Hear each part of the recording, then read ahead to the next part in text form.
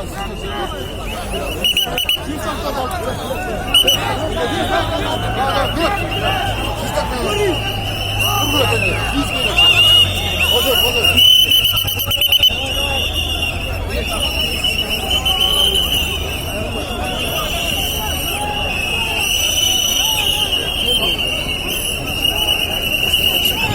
canını attım bunu. Bir yarım bolgun bile.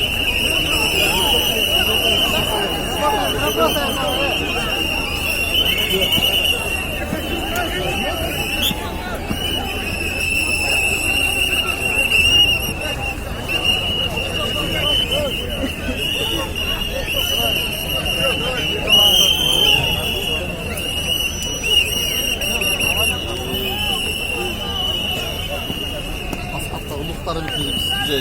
Yine konu attı mı?